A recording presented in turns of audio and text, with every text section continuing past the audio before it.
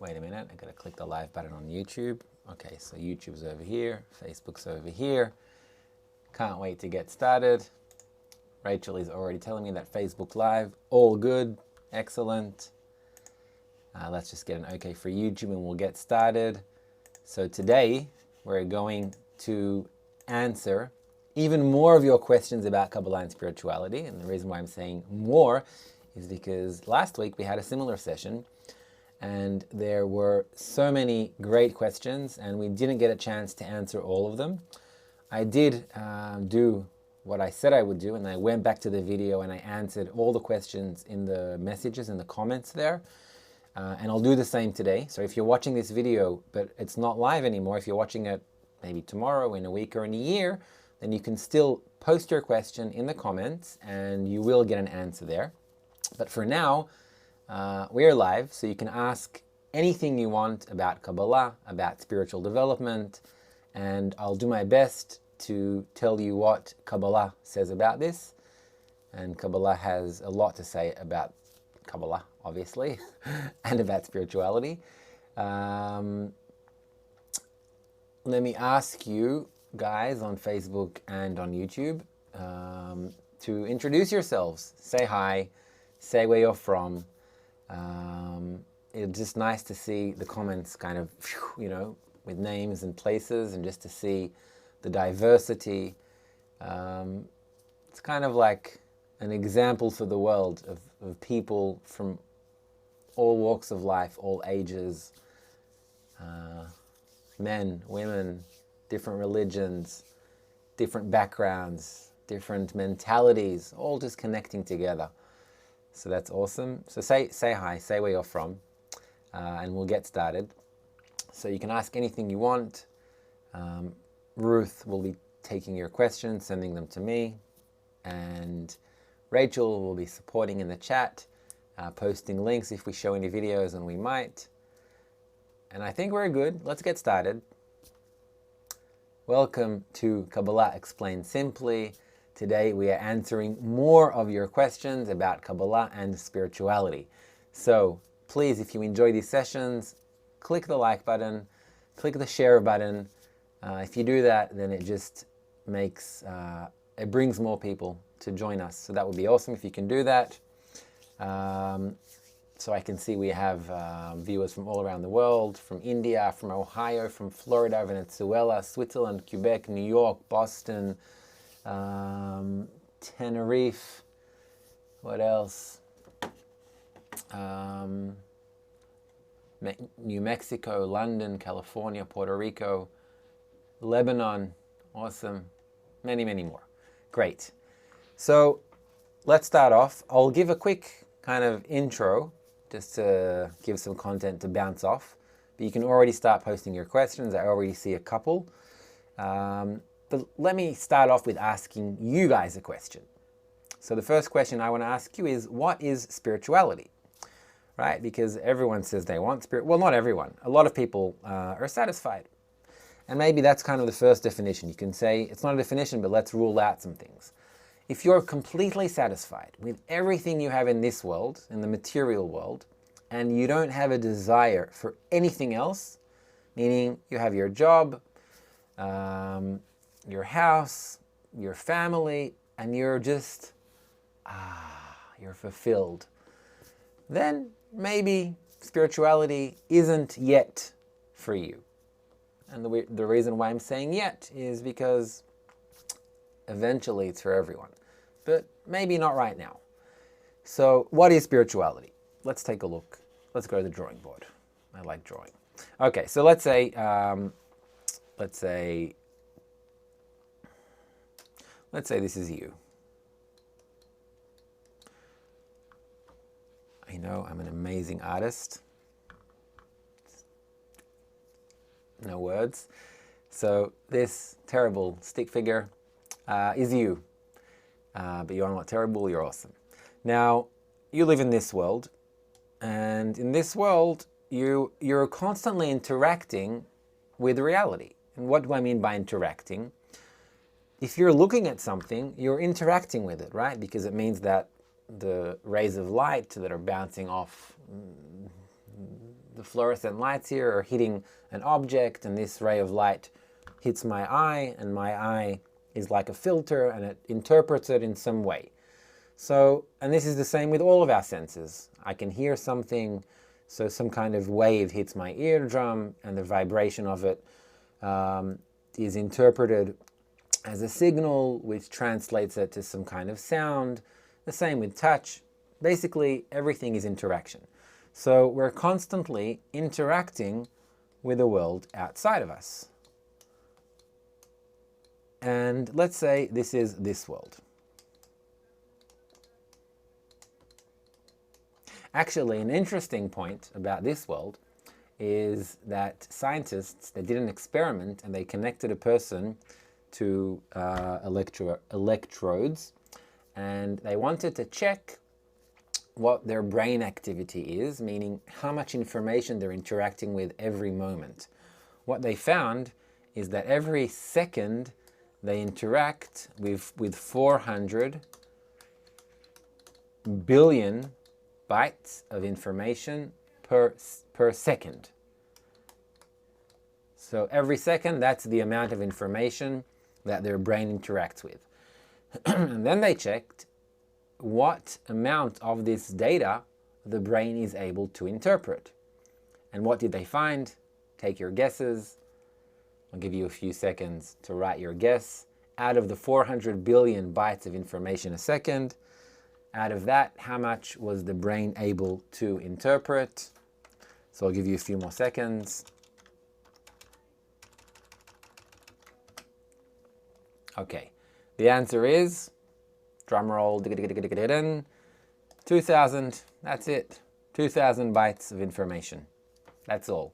So that's 2,000 out of 400 billion. So let's just write it like this. That equals to 0.000000005%. That's it. That's all you can interact with. It's nothing. Now, I'm not saying that the remaining part is spirituality. I'm just saying that we have no idea what reality we're in. So we think, we know the world, we know everything that's around us. We know nothing. We have no idea where we're at. We're just like this limited being that's in a reality that we don't even know what it is. And we're interacting with a fraction of it, a tiny little piece of nothing of what it really is. And this is the picture that paints what we call our world, our life, our existence. And imagine for a second all of the hardships that a person is going through, or the good things that are happening to him or her. And all of this is within that tiny fraction of reality that is digestible, that is accessible, that you can interpret. So this is just an interesting fact that I like sharing sometimes. But let's go back to what is spirituality. So let's start fresh. So again, to the beautiful stick figure. So we have you interacting with the world. And basically, spirituality is simply something that is, let's say, outside of, well, it's not really outside, but let's say it's more expanded. Okay?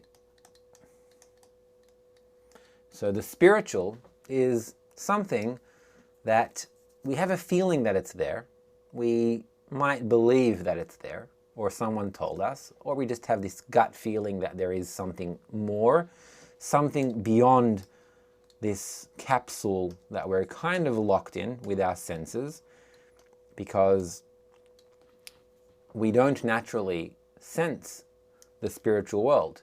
We can feel it, we can maybe imagine it, we can try and kind of envision it, but we don't sense it like we sense with our five senses, as tangible as our taste, touch, hear, smell is, etc. But in fact, we can. All we need to do is we need to develop this additional sense that will enable us to interact with this reality. So I don't want to call it a sixth sense, because that could be misleading, as if it's like the five senses but just another one. But let's say it's a sixth sense, just because it's easy to think of it that way, although it's on a different level. Plus, you can't imagine it anyway. Can you imagine what sense you're missing? Try for a second. Try and imagine what kind of sense you're missing. What is that sense? You can't, because as long as you don't have it, you can't even imagine what it is. Only if someone has that sense, they can maybe tell you about it, and they can say, look, you know, this sense can help you do this or that. And that's the spiritual world that we imagine, that we hear about, that we want to reach. And in fact, there are people that have developed this sense of the spiritual world. And first of all, they describe it as ultimate fulfillment, as infinite pleasure. Basically, they describe it as the opposite of this world. So if this world is limited pleasure, fleeting pleasures, right? The pleasure is immediately cancelled as soon as we interact with it. And this goes for anything. So as soon as you interact with the pleasure, it starts disappearing. It's like the system is rigged. And it is, in fact. That rig of the system is called tzimtzum. We're not going to go into tzimtzum right now, but that's what it's called, and it is in fact rigged. It's rigged so that within this current setting, we cannot receive fulfillment.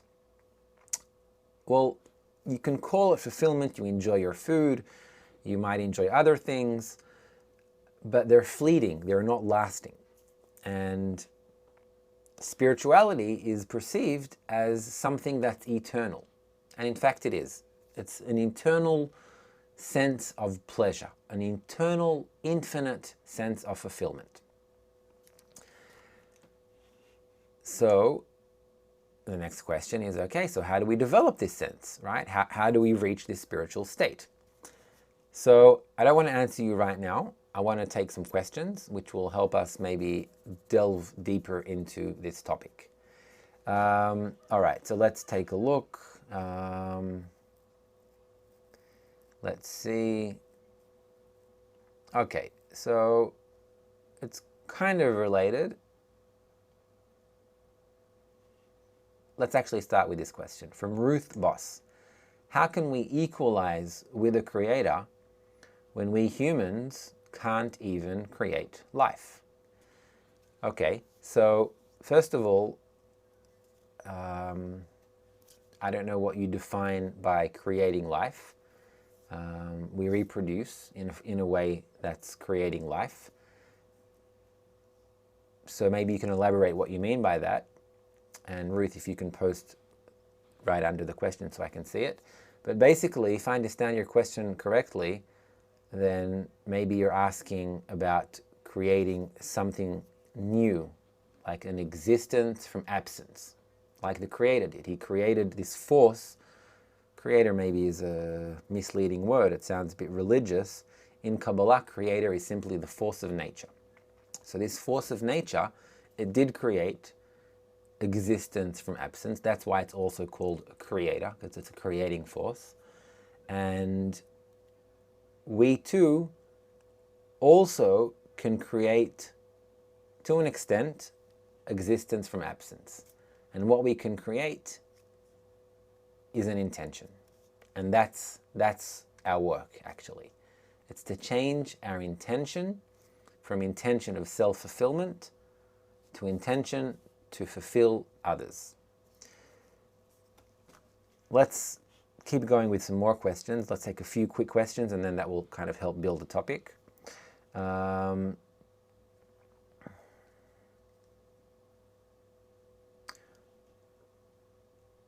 Lisa's asking, it's rigged, not lasting. Exclamation mark. So I guess, Lisa, that you can identify with this. Does it help to know this at least? I think it absolutely helps. I think having this knowledge of how the desire works is already a valuable piece of information. So how it actually works is, actually I have a clip about that, exactly about that. Let's take a look at a clip which explains how this mechanism of fulfillment works. And hopefully that will answer your question, Lisa. So let's take a look. Why am I never satisfied? Why are we never satisfied? Well, it's a good thing that you're not, because that's the way that we feel the motivating force behind all development, both in the physical and in the spiritual hidden causative level of nature. Anything that we feel as movement, from moving to some other part of the world to the subtlest shift in an inner attitude, happens only because this force has made us so uncomfortable and unable to fulfill our desires in our current state that we begin to feel a need for a greater satisfaction that we calculate must exist in that new situation. And we move just that far and no further. A person doesn't even move a finger or scratch their nose if not for this calculation. How to get the maximum amount of pleasure for the minimum amount of effort. It is the E equals MC squared of the ego. This formula is so pervasive that we never choose anything unless it's presented to us in that way. We only choose between what we consider to be painful or pleasurable, and we always choose pleasure. Either an immediate one or a big enough one in the future that we're willing to pay for with a little bit of suffering. But pleasure does not exist in and of itself. There has to be something opposite to it in nature before it can be sensed. We never experience anything as its essence, only by comparison. We feel light compared to darkness, warmth compared to cold, pleasure compared to pain. If there's nothing opposite to it, there is simply no sensation. Pleasure is actually the meeting point between a need and its fulfillment, and the greater that the need is, the greater the experience of pleasure. So why is it that pleasure always disappears? You know what it's like when you're a little hungry. You start thinking about what you could eat. Maybe a pretzel. Yeah, okay, maybe later. But the hunger keeps on growing. Maybe I'll have a couple of hot dogs. No, a whole pizza. No, I know, a steak, a big sirloin. Vegetarians, please substitute a tofu loaf from your imagination, with a baked potato and all the condiments imaginable. And then when dinner finally comes, you could eat a steak so big that it needs its own area code. And that first bite is pure ecstasy. And the next bite is wonderful. The next bite is good. And the next bite is okay. And the next is whatever it is. And the next one is, no, not another bite. I'm going to be sick. The need is diminished. It no longer stands opposite to the steak. And now the pleasure can't be sensed because the need has been extinguished.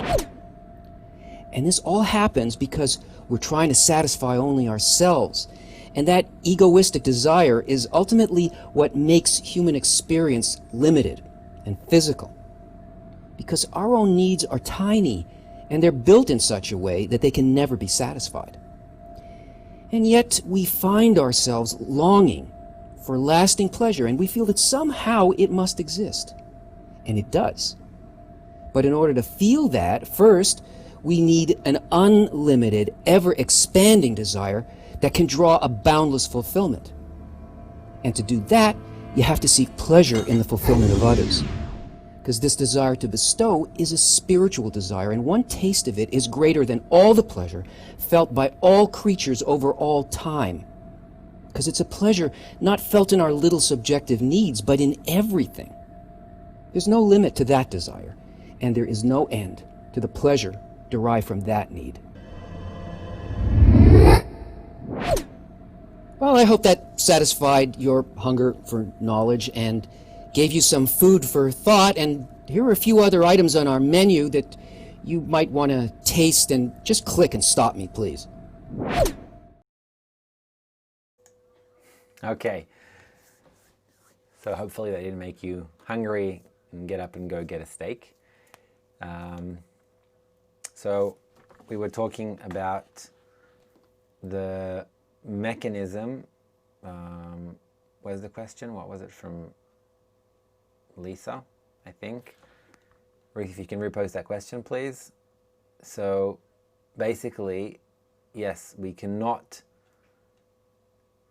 the pleasure is fleeting, and at the end of the clip, there were a few seconds there where Tony mentioned the solution. And I'll just mention it again, but elaborate it soon. The solution was to receive for others. And then it's a win-win, because the light flows through you. You become like this conduit for the light. All of the pleasure goes through you, but your capacity is to receive the light is infinite. It becomes unlimited, because you're like a pipe. So imagine, how much water can I put in this cup?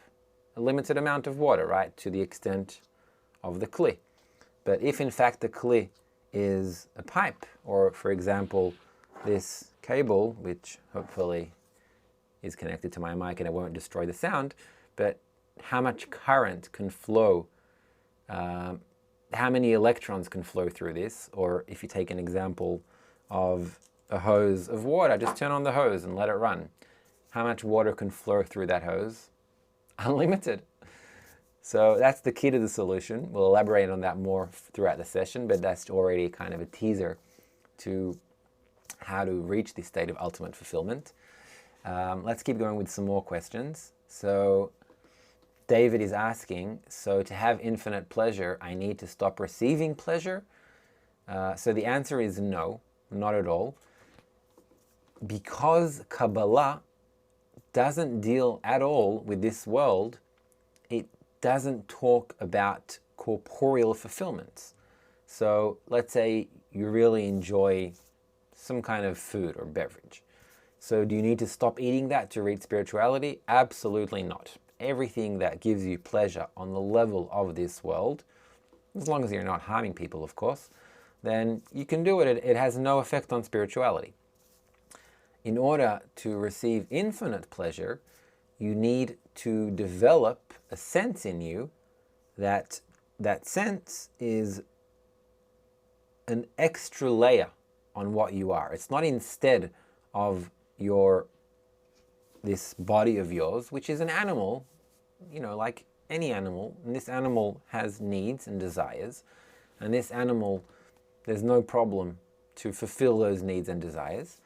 But on top of that, you're building a new layer, a spiritual layer that is felt in the beginning just like this scratch, this itch, this pull towards finding something more. And that's the point inside every person.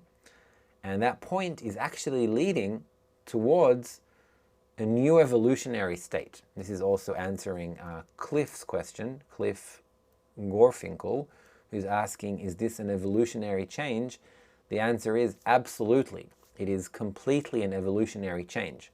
Only the change here is on a new level than it was until now.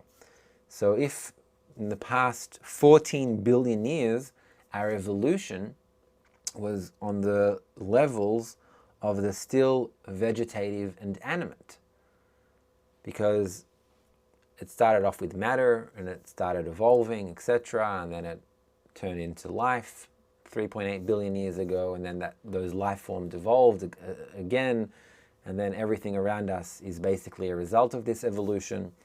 And the reason why I said still vegetative and animate is because this body of ours is part of the animal world. We're also an animal.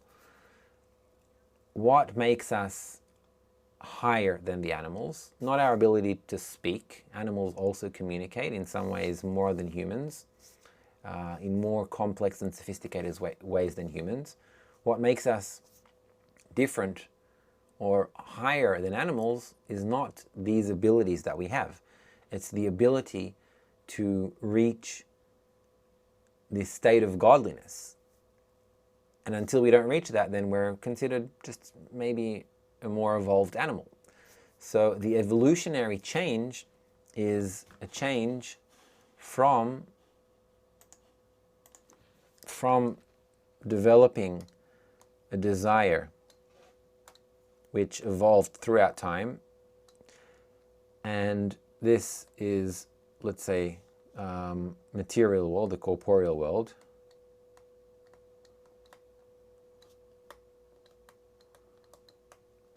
And at this point, while it reached this state of satiation, it now has to take a leap to a different level, a different layer of everything that's around, and it needs to start rising into the spiritual world.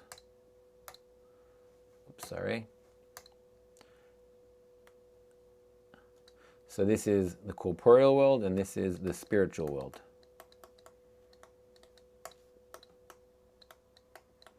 And actually, the spiritual world, there it is, the spiritual world. So this, in fact, is the emergent state of humanity. Every level, every step of evolution always came when an emergent state came out from the previous state. And all the different parts started working together in complete unity, in complete harmony, and they became like one, and that collaboration between them, it always led to an emergent state of that form. So that's how single-celled organisms became multicellular organisms, etc.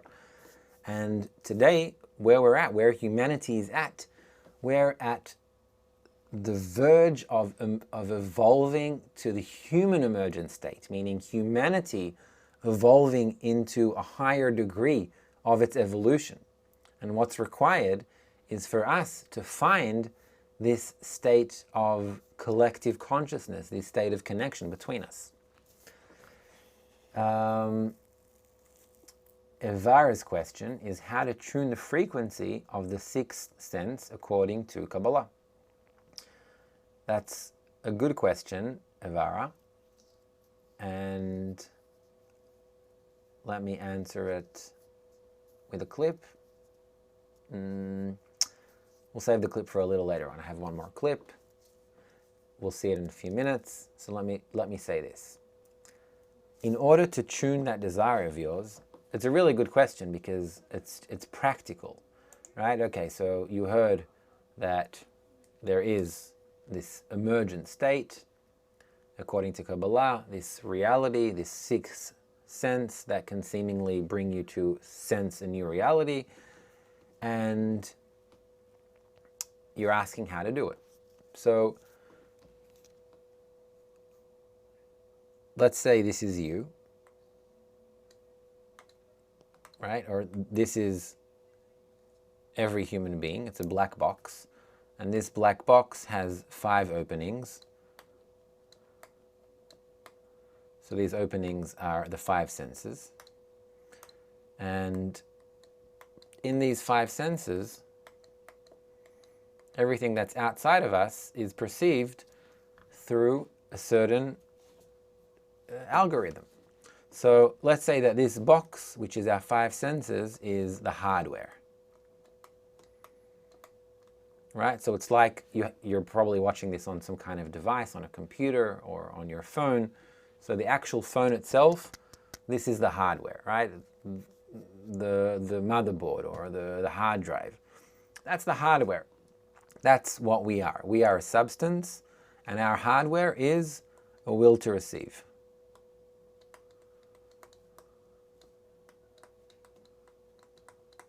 That's our hardware. That's what we are. That's what was created. A will to receive, period. Now, all of nature is a will to receive. But there is one fundamental difference that human beings have, and that is, it is also their only flaw, and it's also their biggest potential, our biggest potential. And that is how we use that hardware. So let's call that the software. And the reason why I'm calling it hardware software is because the hardware is constant, but the software is something that we can upgrade, we can reinstall, we can change, right? You can change your operating system on your computer. So the software we're currently using is the intention. You know what, let's just make it simple. The software we're using is egoistic intention. Self-fulfillment, and not only that, it's self-fulfillment on the expense of others. And this is something that's only in the human nature. Animals don't have this inclination to receive on the expense of others, with the intention to harm others. They act according to instinct. And through this instinct, then the lion might devour its prey, etc. But he's not doing it out of spite or out of an egoistic desire to cause harm for the sake of causing harm. And that's what human beings do. So that is the only thing that you need to change, Evara, in order to tune in. If you change this software from egoistic, meaning from a will to receive for yourself, if you change that to an action of bestowal,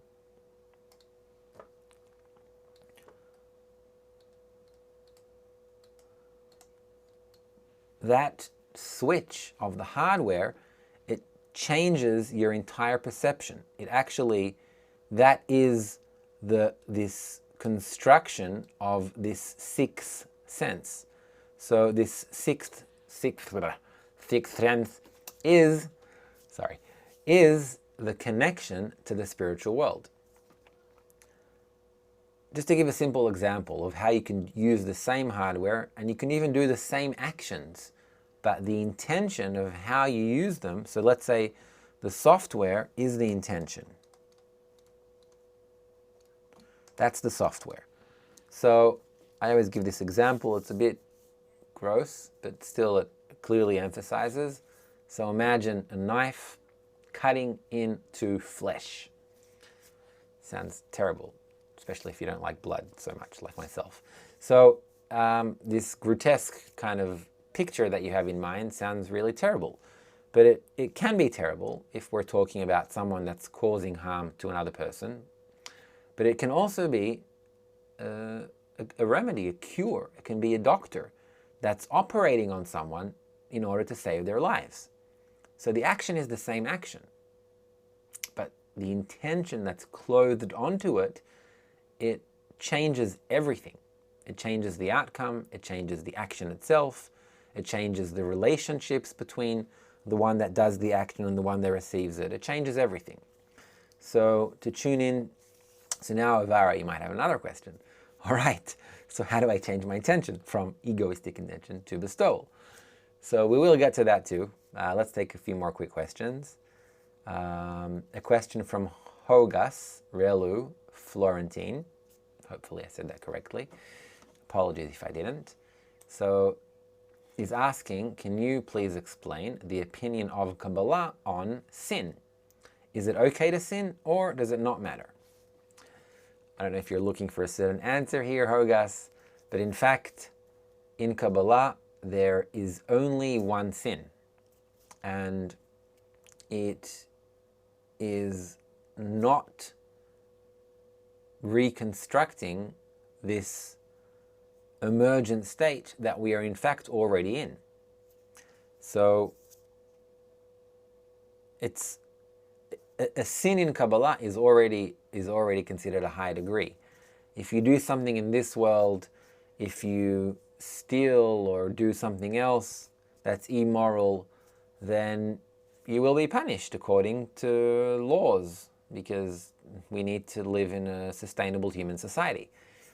But has that got anything to do with spiritual development? Not necessarily. Not necessarily. And I'll give you an example that maybe will make this more acceptable. Because you might be thinking, how can it be? How can someone be a thief and still develop spiritually? Well, what if this thief was born to a family of thieves and grew up in a neighborhood of thieves? Did that person have any choice but to become a thief? Probably not. And most likely if I or you were in that state, you would grow up just like they grew up. So that really is not on them. But if that person has an awakening and they start feeling that there is something more to reality and they start pursuing that, then they already can do an action which is called a sin, which is not reconstructing that state. Now I'll already ask your next question about this.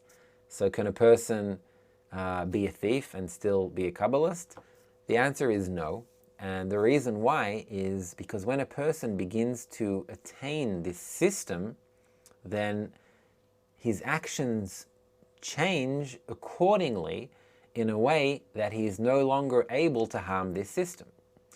So it would be like a person, I don't know, causing harm to themselves.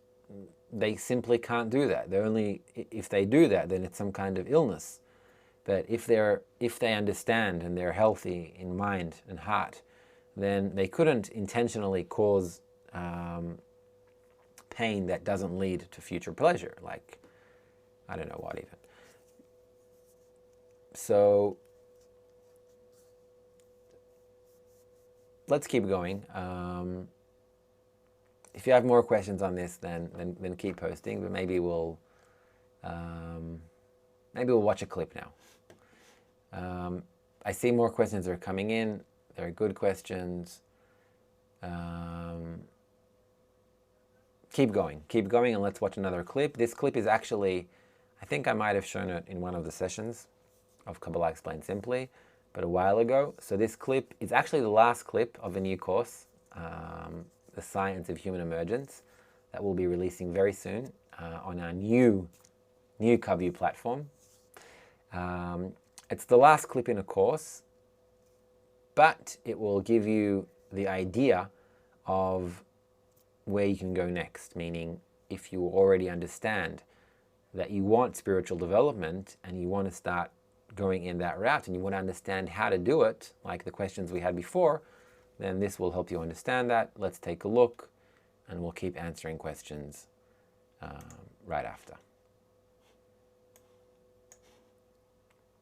So, there is a human emergent state, and Kabbalists are the scientists that have found a way to tap into it. In this final video, we're finally going to reveal exactly how they did it.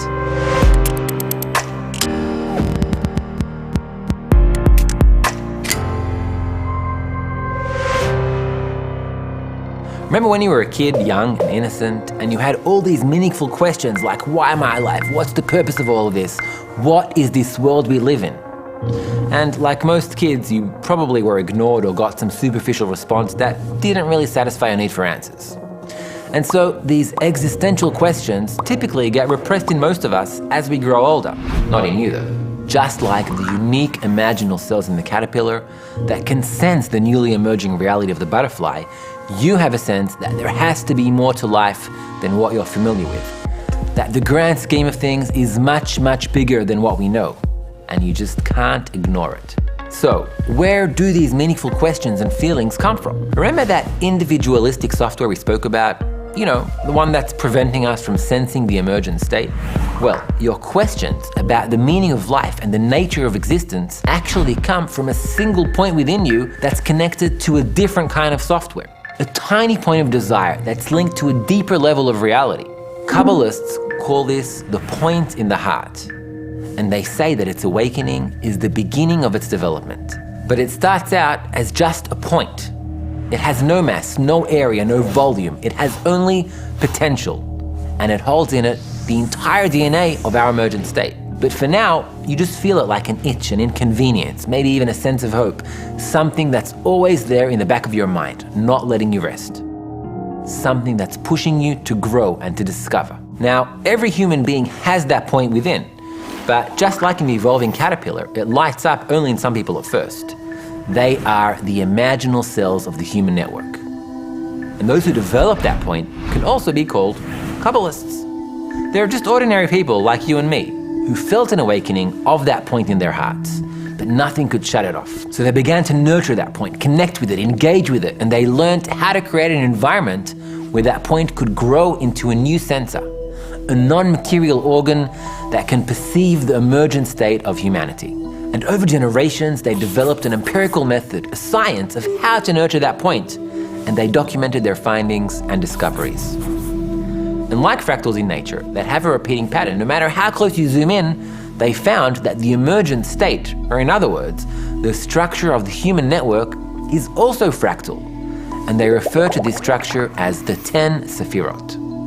This means that whether one person discovers it, or a group of people, or all of humanity, they all find that same structure. And every time another person develops their point in their heart and discovers that structure, it sends a ripple effect throughout the entire network, which accelerates the awakening of additional points of these imaginal cells that contribute to the evolution of humanity. So, when Kabbalists say that a person can change the world, they don't mean it as a figure of speech, they mean it literally. Baal HaSulam, the preeminent Kabbalist of the previous century, wrote that if one is rewarded, he or she sentences themselves and the whole world to a scale of merit.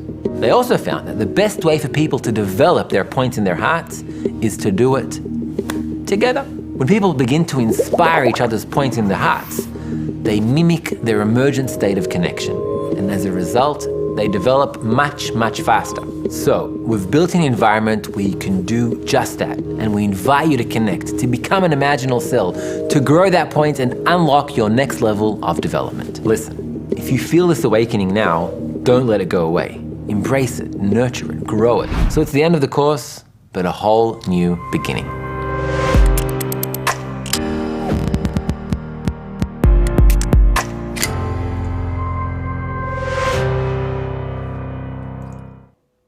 All right, so, wait a minute, my sound on? Yes. All right, so basically, just to reiterate a certain part of that clip, if you want to accelerate this development of yours, then there is a simple way to do this. So this is back to the question from before. Lost the name, the one that was asking about how to do this. So I said I'll elaborate on that more, and here I am. I'm elaborating. So each and every one of you, again, back to the beautiful high quality drawings. So each and every one of you is in this world, like we said in the beginning, and you're interacting with reality around you. But each and every one of you is actually already in your highest, purest, corrected state.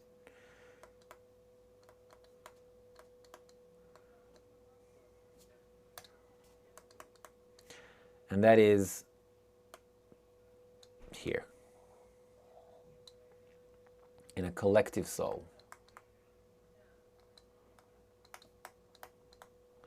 It's not that you're a piece of that collective soul. It's not that you're here, okay, so you're here. No. You construct this entire soul within you. It's like a multi-dimensional image. Think of it that way. Every single part of that collective soul is built inside of you. All right? And this state is already in existence, this state of this collective soul. The collective soul is simply that spiritual state. That's actually the means to it, you could say. So this is also connecting to Gladitus Bob's question. Does Kabbalah imply a trinity or a duality or something similar to the Christian Trinity idea? So I'm not familiar with the Christian Trinity idea or with duality so much. But what I am familiar with, and what I can say that many religions are based on, well, all religions are actually based on Kabbalah. Kabbalah predates the main religions, Judaism, Christianity, Islam. It predates them. It was before. And many of them are based on these principles that were taken down to a materialistic level. But basically, there is some kind of device which is very, very simple, actually. It's connection. That's it. So if you're in this world and you want to construct this state of the collective soul within yourself, let's say that theoretically you could do it alone. It would be like being ill and then studying medicine to become a doctor to cure your illness. You know, most likely you won't make it before you become a doctor. Instead of that, there is a way to connect to that entire system and already get that remedy. And that way is through another person and another and another, like we actually have right here, right now. Each person locked up in their egoistic shell, which isn't a good thing and it's not a bad thing, it's just a thing, it's what it is, right? But if every one of these people, and it's preferable to start it with people that are like-minded, that also understand this, that also want this, right? So if every single one of you, even the ones that are right here, right now with you, watching this show on YouTube, on Facebook, if every single one of you look not at this force that I want to achieve spirituality and I want to connect to it, it's good, it's a good desire. But if instead you start looking towards each other, and not just looking towards each other without any intention in mind, but that when you are forming this connection between you, you're doing it because by that you want to construct, you want to connect to that state of the collective soul. By that you're unlocking the most powerful force in reality. You're opening infinite channels of light to flow through the entire system. So this entire structure of the soul of Adam Harishon, it has the strength in it to connect every single person in humanity, and that's what it's destined to do actually at the end, eventually.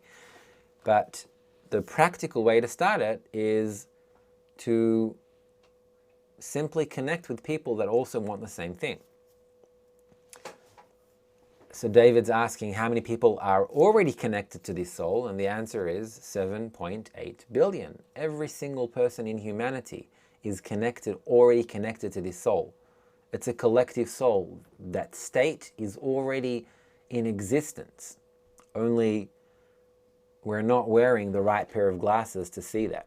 We're currently observing reality that's outside of us, remember, through this will to receive, in order to receive through this egoistic desire. If instead we take off the egoistic glasses and we put on these glasses of bestowal, then we'll find that this state is already here. It's already in existence. More questions? Let's see. Irina's asking, hi Gil, why no one who attained spirituality talk about it, or no one did? So Irina, actually many Kabbalists, many people have attained spirituality. Some talk about it, some don't. It depends on their role in the system. And the books we study in Kabbalah, by the way, I'll actually say a few words about Kabbalah in a second, but the books we study here in this channel, in our lessons, they're all authentic Kabbalistic writings written by Kabbalists, written by Bala Sulam, who is the greatest Kabbalist of the 21st century and the 20th century, actually. He's the greatest Kabbalist of our times. He's not alive anymore, but he wrote many of his books in the last century, and they are the most current, relevant writings for our generation, for the evolved state of our desire. And he wrote the entire structure, he detailed it, the entire structure of the spiritual worlds in his writings called The Study of the 10 Sefirot, where he interprets the tree of life of the Ari. Ari is also a Kabbalist that lived around 500 years ago. And like Bala Sulam, there is his son, Rabbi Baruch Shalom Halevi Ashlag, who's also a Kabbalist and wrote books on the topic. And there is our teacher, my teacher, Kabbalist Dr. Michael Lightman, and many more Kabbalists throughout the generations who attained this state, wrote about it, and they wrote about it for us so we can read these writings, connect to them, and from the desire to connect to them, not from the intellect, but from the desire, we're connecting to the potential of where they wrote it from. So another question from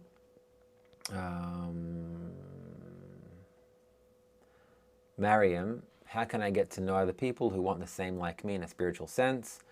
Great question, Mariam, and this actually, I'll connect this now to Kabbalah.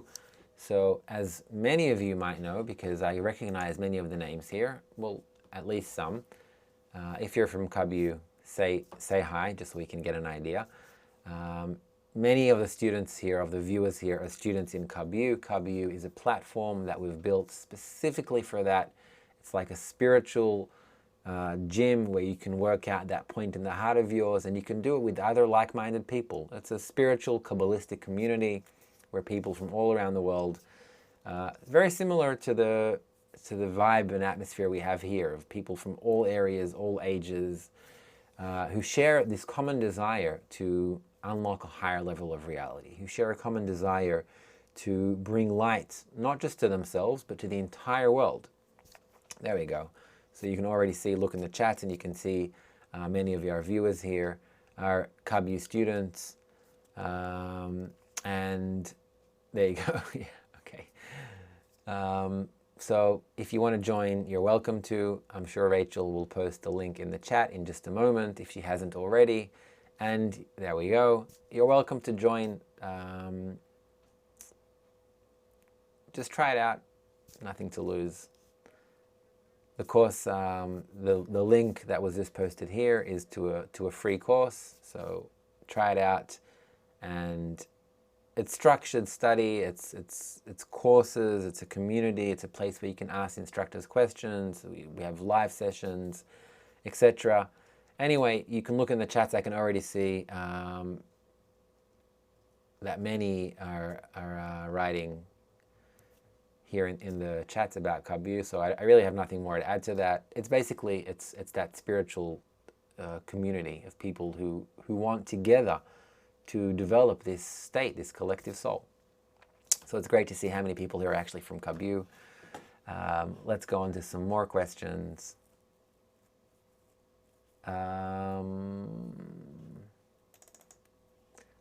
Okay. Let's maybe take off some random questions, just to, like on different topics. We'll do them quick. Maureen Hiron is asking, nothing racist intended, but I just want to know, is the majority of those interested in Kabbalah, are they Jewish?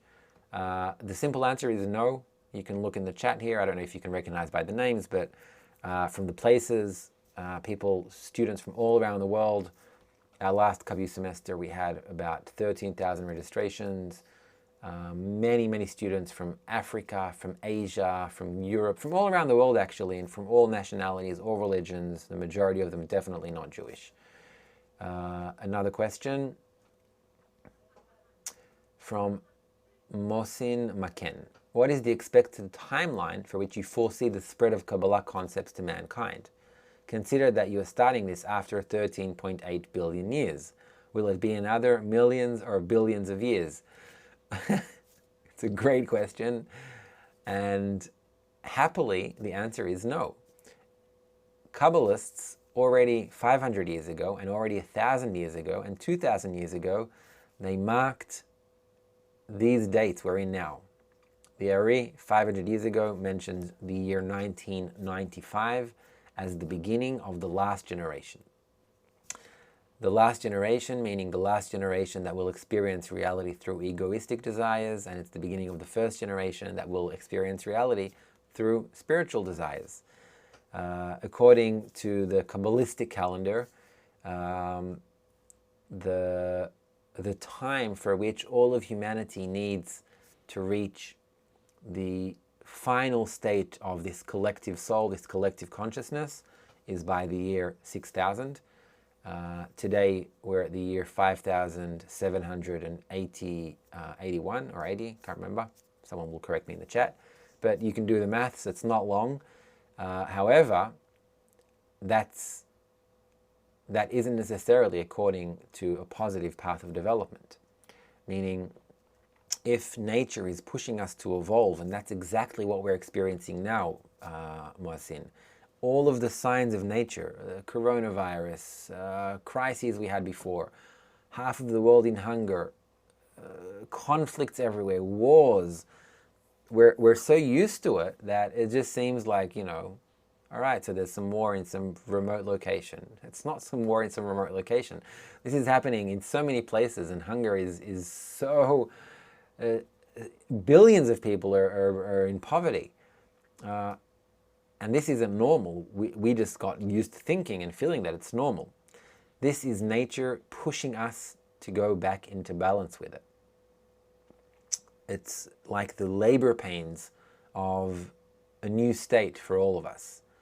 If you look at evolutionary biology, then every time a new state emerges, then it's always starts off with a state of conflict, because the conflict is the foundation for a higher level of negotiation and unity.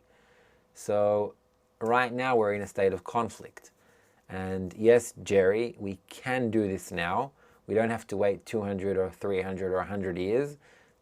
Kabbalah say that every person that hears about this can reach their own individual final correction, meaning they can build the entire structure of the collective soul internally in their lifetime while they are alive. So if you're hearing this now, then it means that potentially you can do it, and that's up to you.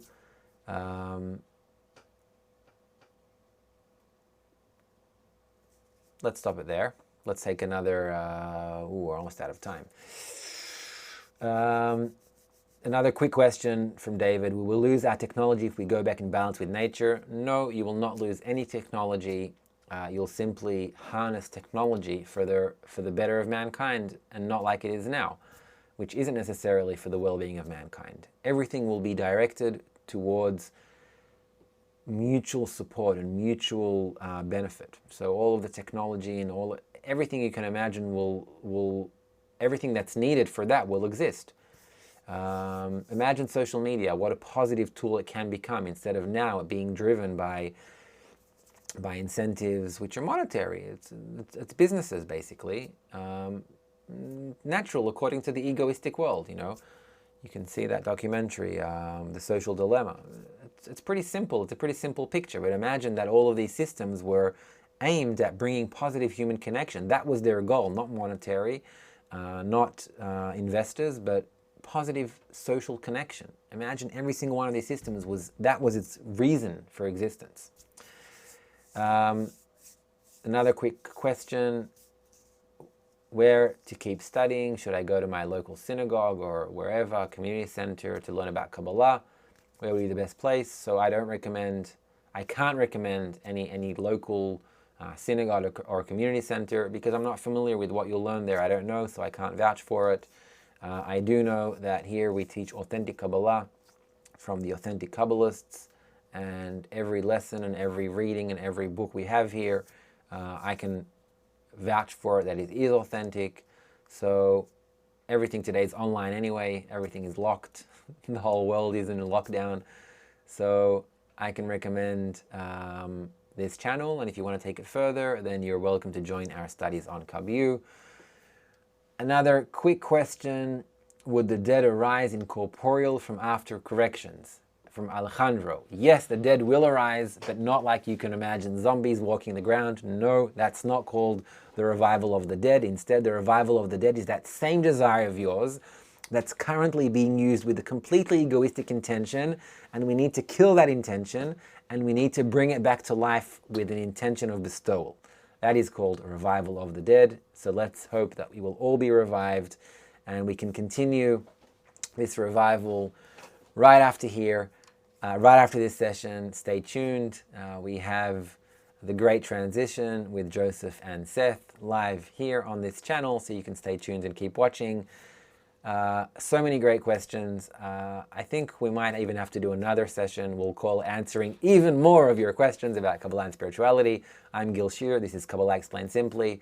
Don't forget to like, subscribe, share, comment if you enjoyed it. I definitely did. Thank you all. Good night.